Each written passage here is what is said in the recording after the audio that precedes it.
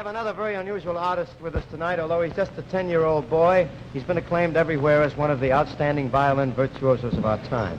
His recent appearance at Carnegie Hall has won much praise, high praise, from all the critics. Ladies and gentlemen, Master Charles Castleman. There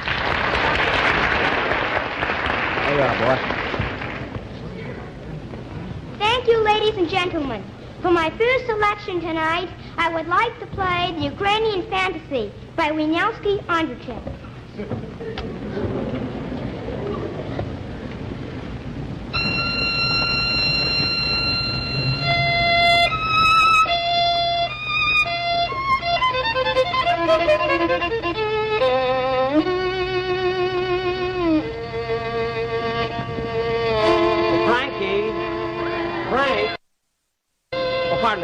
Pardon me, did you see Mr. Sinatra?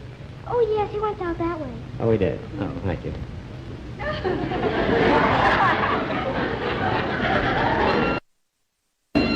Oh, pardon me.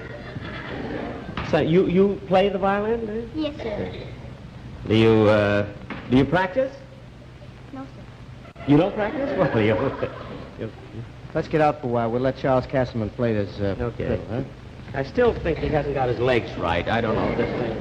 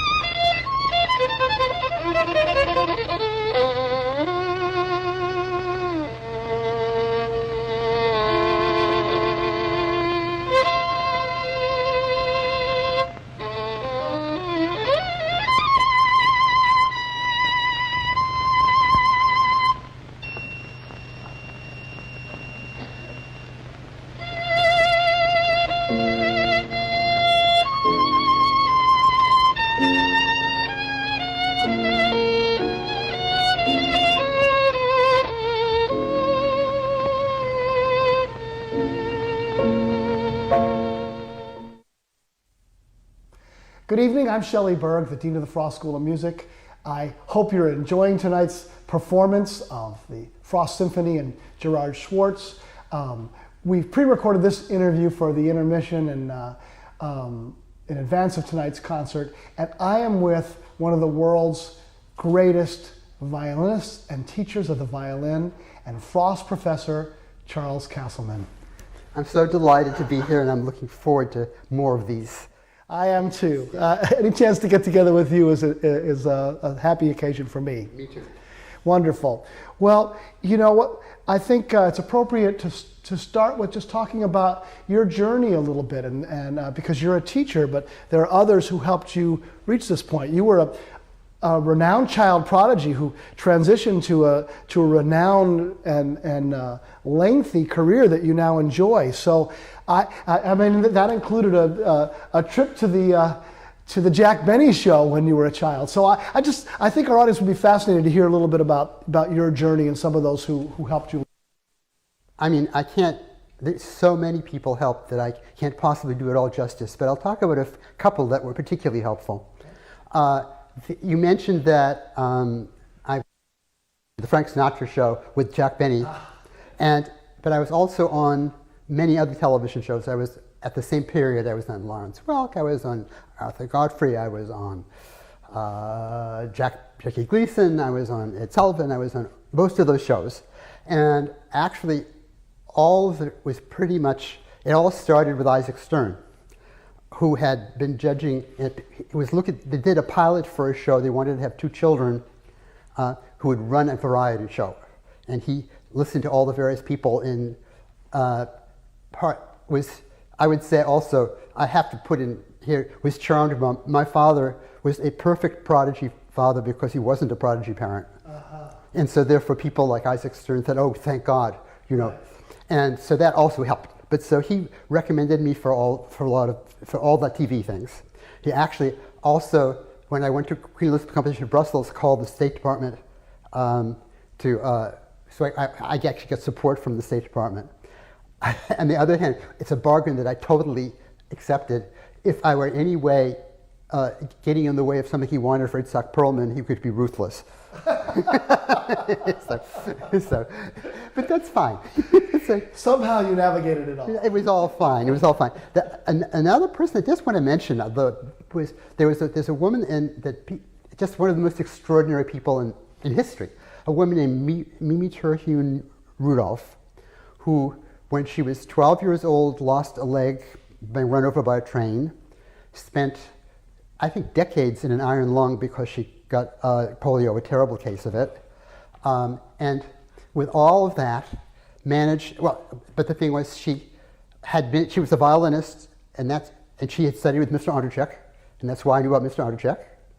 And she had gone to the school, Thayer Academy, which is the school that I went to. And I went to it because my mother and she were friends and they knew about Thayer Academy. And the thing about Mimi Terhune Rudolph was that she moved to Palm Springs at that point, I think, still in an iron lung. But then a doctor taught her how to breathe out of the iron lung. I mean, with help, but yeah. And she founded the Chamber Music Series in Palm Springs, but did much more than that. She turned it into more than a resort, but a place where all the important people in LA would go for artistic. For example, I played there in the 70s, and Yasha Heifutz's wife came, and Lily Pons, the famous soprano, came, and Andrea Costolance, that's who was in the audience. So, and you know, I really am so indebted to people like that, you know, and I could go through a long list, but yeah. Yeah, I understand, and I'm sure you've taught many prodigies along the way. Is there, you know, what do you impart to them in terms of how to transition from being a phenom into a, you know, successful life? It's a wonderful question because most don't succeed in doing it. And I found it actually not the hard way, but kind of easy. It's, for one thing, when you're a prodigy, people are looking for a human quality. In other words, if you try a little bit too hard, it's endearing. And so I think that there were people that were more polished than I that would lose to me in competitions because there was something endearing about how much I wanted to do it. Yes. When you get to be 15 or 16, they don't care anymore. You've got to be, so you have to know how to transition from one to the other.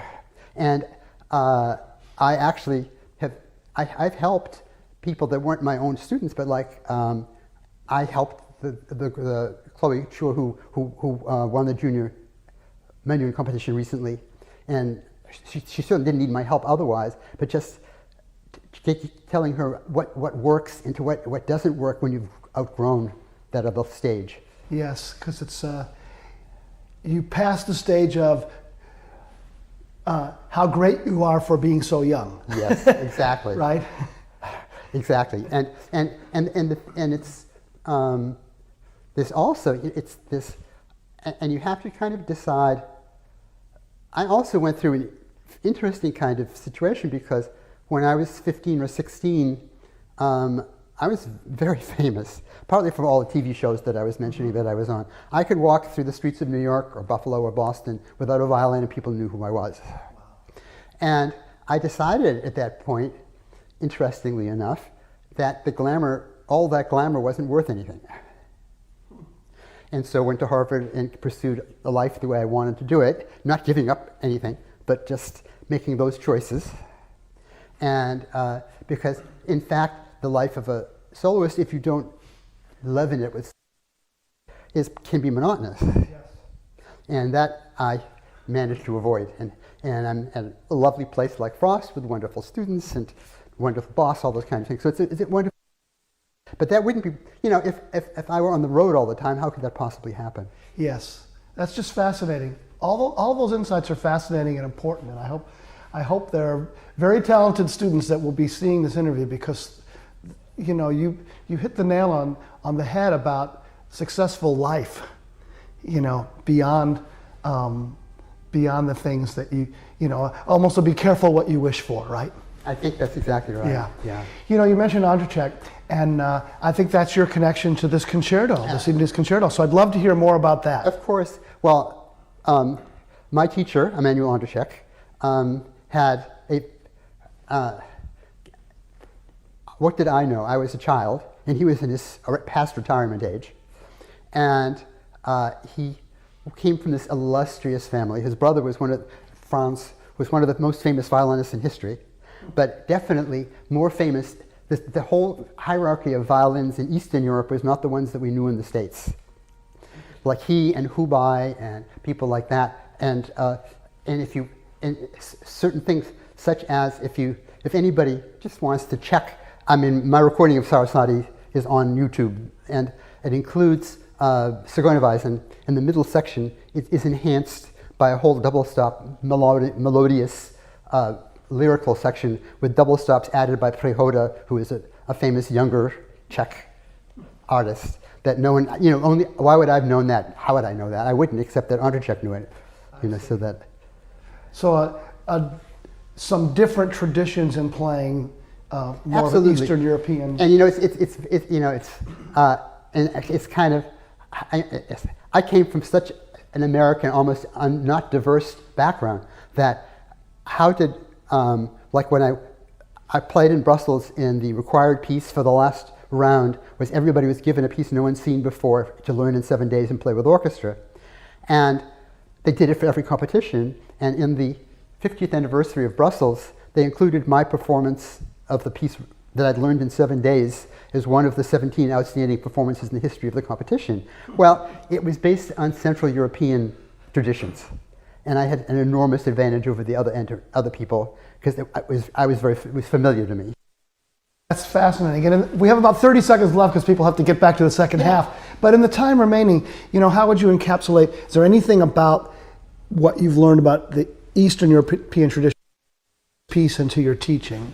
Well, I think that it's an older history, and it respects a certain kind of tradition more, and also there's just even understanding how this all came apart. The part that I'm doing it from was the part that Mr. Ondřejček's brother Franz played in the premiere, which has some changes, but actually, like most of these concertos of that period would be dedicated to Joachim, but they'd be played first in Prague by Ondřejček and first in Budapest by Hubai, and then the official premiere in Vienna by Joachim. Who I don't think ever got around to playing the piece, but that's a story we can't get into today. So there's probably 15 or 16 very small changes that have not been done